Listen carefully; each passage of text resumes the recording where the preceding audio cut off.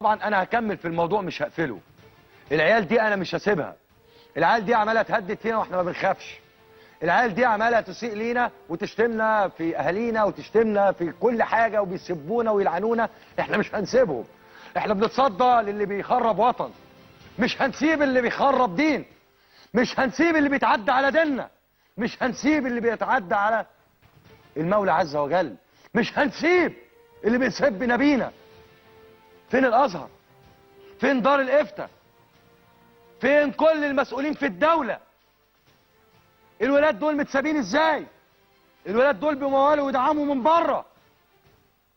انا مش هقفل الموضوع، هكمل فيه بكره وبعده وبعده وبعده، مش هيهمني، وصدري مفتوح ليكم، بس مش زي محمد مرسي. بس انا بقولها بجد، مش خايف.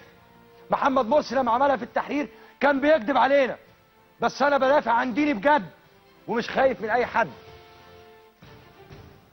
دونها رقابنا زي ما قال الكذاب صفوت حجازي، بس احنا بنقولها بجد.